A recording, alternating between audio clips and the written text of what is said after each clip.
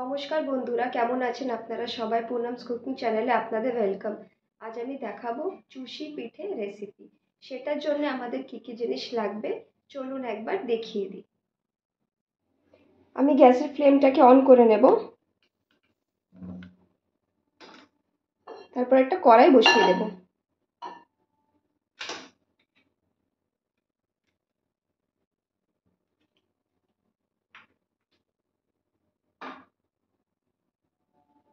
এবার আমি কড়াইয়ের মধ্যে হাফ গ্লাস মতো জল দিয়ে দেব।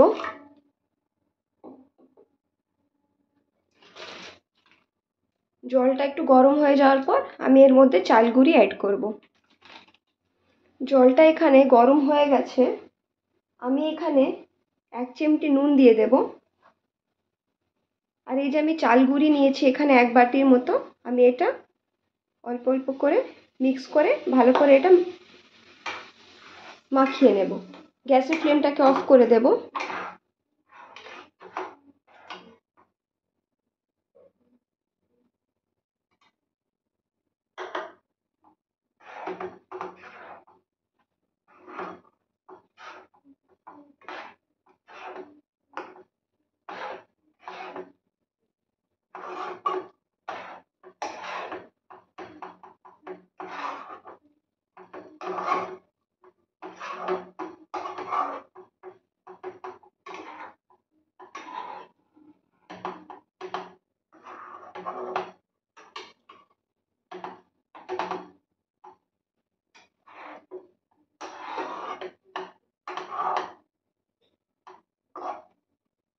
এবার এটাকে আমি একটা প্লেটের মধ্যে ঢেলে নেব।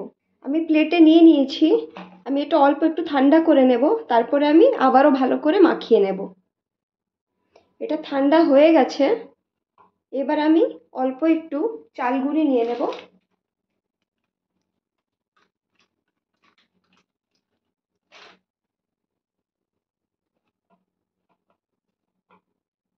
এবার এরম ছোট ছোট করে আমি বল বানিয়ে নেব। এই যে একদম এরম ছোট ছোট করে আমি বল বানিয়ে নেব।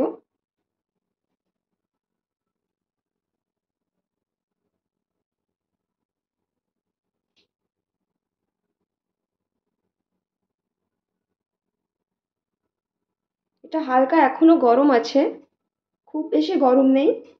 আপনারা যেমন হাত দিতে পারবেন গরম, সেই হিসাবে আপনারা করবেন।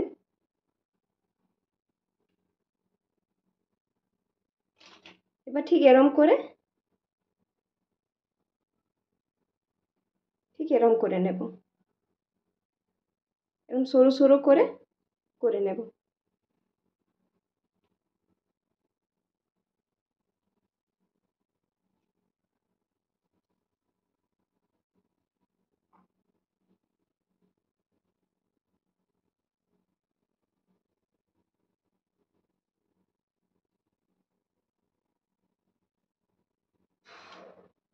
একটু করে চাল গুঁড়ি আমরা নিয়ে নেব হাতে, তাহলে এটা আমাদের হাতে ধরবে না।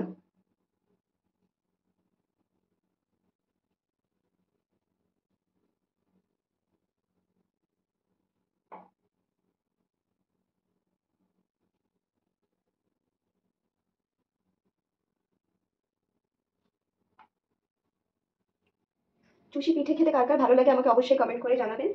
আর আমার ভিডিওটা আপনারা কোথায় থেকে দেখছেন সেটাও আমাকে কমেন্ট বক্সে লিখে জানাবেন।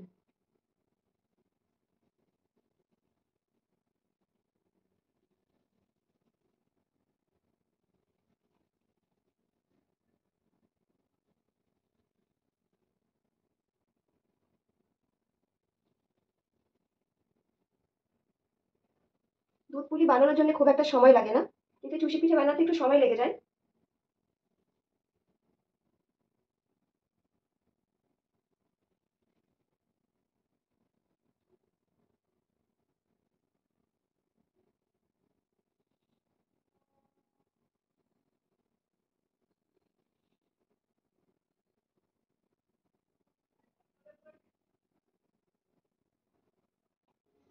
অনেকে আছে সরস্বতী পুজোর দিনে পিঠে খায়, আবার অনেকের ক্ষেত্রে আছে সরস্বতী পুজোর দিনে নাকি খিচুড়ি খায়, আমাদের যেরকম সরস্বতী পুজোর দিনে খিচুড়িটা হয়।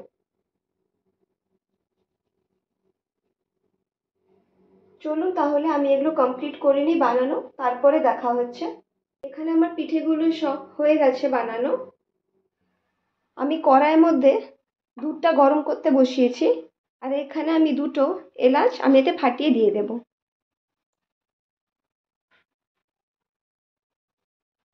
দুটো এলাচ আমি দিয়ে দিলাম।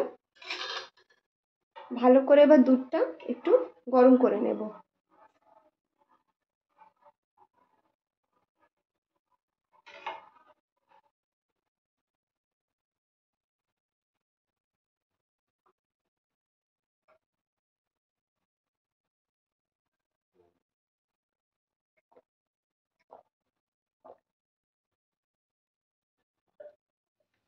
এবার আমি এই দুধের মধ্যে 1 চামচ মতো গুঁড়ো দুধ দিয়ে দেব। 2 চামচ দিয়ে দিলাম আমি। আপনারা চাইলে দিতে পারেন, নইলে স্কিপ করতে পারেন। এটা দিলে কিন্তু ভালো, আরো টেস্টি হয়, সেই জন্য আমি দিলাম। আবারও ভালো করে মিক্স করে নেব।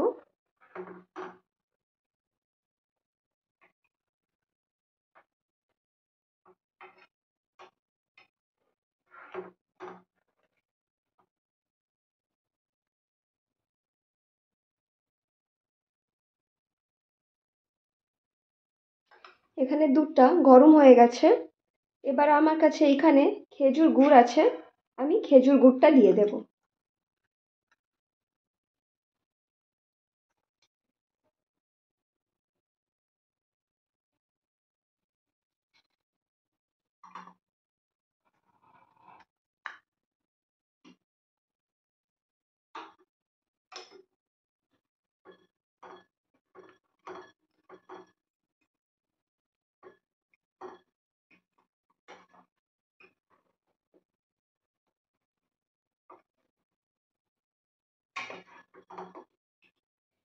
এখানে দুধটা ভালো করে ফুটে গেছে আর গুড়টাও গলে গেছে।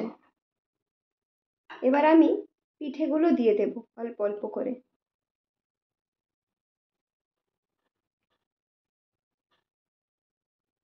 একেবারে দেব না, অল্প অল্প করে দেব, নইলে এটা ধরে যাবে।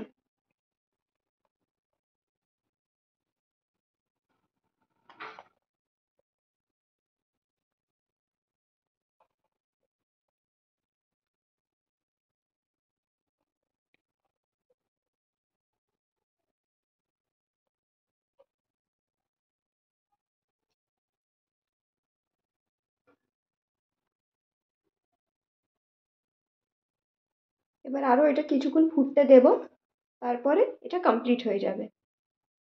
চুষি পিঠে কমপ্লিট হয়ে গেছে। যদি রেসিপিটা ভালো লেগে থাকে অবশ্যই লাইক, শেয়ার, কমেন্ট করবেন। আমার চ্যানেলে যদি নতুন হয়ে থাকেন তাহলে সাবস্ক্রাইব করবেন। ধন্যবাদ।